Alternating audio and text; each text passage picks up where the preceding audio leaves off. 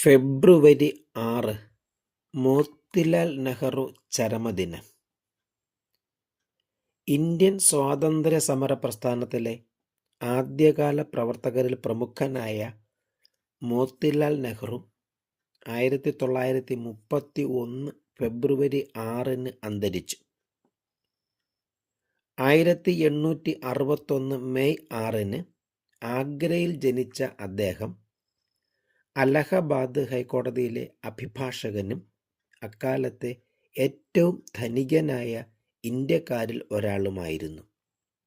1919 1928 Indian national കോൺഗ്രസിൻ്റെ പ്രസിഡന്റായി തിരഞ്ഞെടുക്കപ്പെട്ടു. അതിസമ്പന്നനായിരുന്ന അദ്ദേഹം ഗാന്ധിജിയുടെ സ്വാധീനത്താൽ ആഡംബരങ്ങൾ വെടിയുകയും ഖാദി വസ്ത്രം സ്വീകരിക്കുകയും ചെയ്തു. തൻ്റെ വസതിയായ ആനന്ദ ഭവൻ അദ്ദേഹം കോൺഗ്രസ് പാർട്ടിക്ക് വിട്ടുകൊടുത്തു.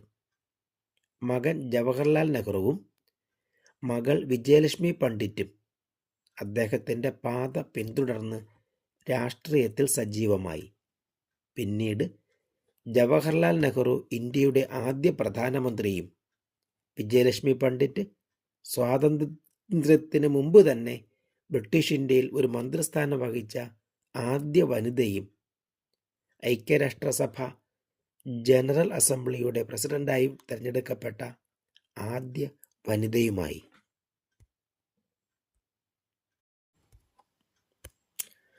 ലത മങ്കേഷ്കർ ചരമദിനം.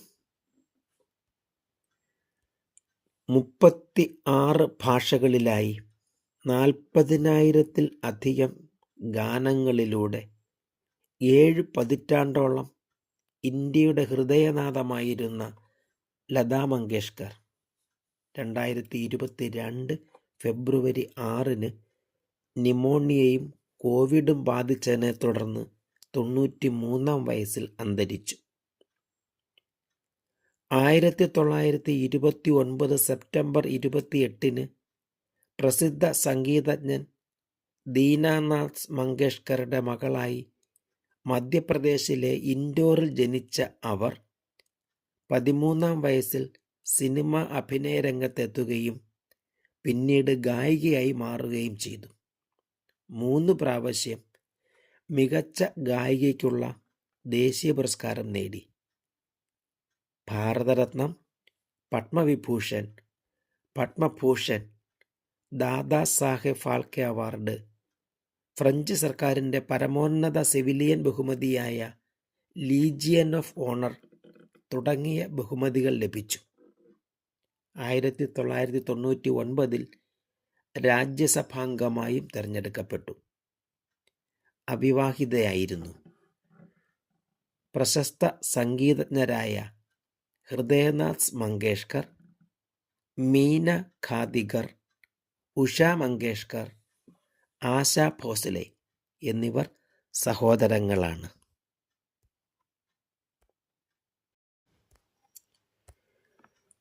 ലളിതാംബിക അന്തർജനം ചരമദിനം. അഗ്നിസാക്ഷി എന്ന നോവലിലൂടെ മലയാള നോവൽ സാഹിത്യരംഗത്തും മലയാള സാഹിത്യരംഗത്തും ചിരപ്രതിഷ്ഠ നേടിയ സാഹിത്യകാരിയായ ലളിതാംബിക അന്തർജനം അന്തരിച്ചത് 1987 ഫെബ്രുവരി 6 1909 മാർച്ച് 30 കൊല്ലം ജില്ലയിൽ കൊട്ടാരക്കര താലൂക്കിൽ കോട്ടവട്ടം എന്ന സ്ഥലത്ത് ജനിച്ചു. നമ്പൂതിരി സ്ത്രീകൾക്ക് സ്കൂൾ വിദ്യാഭ്യാസം നിഷേധിക്കപ്പെട്ടിരുന്ന അക്കാലത്ത് വീട്ടിലെത്തിയ ഗുരുക്കന്മാരിലൂടെ മലയാളം, സംസ്കൃതം, ഇംഗ്ലീഷ്, ഹിന്ദി ഭാഷകൾ പഠിച്ചു. വീട്ടിലെ പുസ്തകശേഖരം വിശാലമായ വായനാലോകത്തിലേക്ക് നയിച്ചു. ഗാന്ധിജിയുടെ ആദർശങ്ങളിൽ ആകൃഷ്ടയായ ലളിതാംബിക സ്വയം ഗാന്ധി ശിഷ്യയാവുകയും 1923 ഗാന്ധിജിയെക്കുറിച്ച് അഭിനവ പാർത്ഥസാരഥി എന്ന ലേഖനമെഴുതിക്കൊണ്ട് എഴുത്തിൻ്റെ ലോകത്തിലേക്ക് കടന്നു വരികയും ചെയ്തു. ഒപ്പം ധാരാളം കവിതകളും കഥകളും എഴുതി. 1935 നമ്പൂതിരി വിധവകളുടെ പുനർവിവാഹത്തെ പ്രമേയമാക്കി പുനർജന്മം എന്ന നാടകം എഴുതി. 1937 ലളിതാഞ്ജലി എന്ന ആദ്യ കവിതാ സമാഹാരവും അംബികാഞ്ജലി എന്ന ആദ്യ കഥാസമാഹാരവും പ്രസിദ്ധീകരിച്ചു. 1973 പ്രസിദ്ധീകരിച്ച സീത മുതൽ സത്യവതി വരെ എന്ന നിരൂപണ കൃതിക്ക് കേരള സാഹിത്യ അക്കാദമി പുരസ്കാരം ലഭിച്ചു.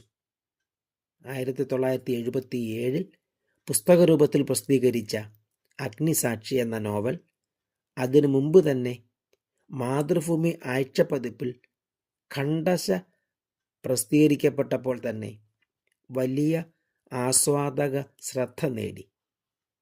ആദ്യത്തെ വയലാർ അവാർഡ് കൂടി ഈ നോവലിന് ലഭിച്ചതോടെ പ്രശസ്തിയുടെ ഉന്നതിയിൽ എത്തി.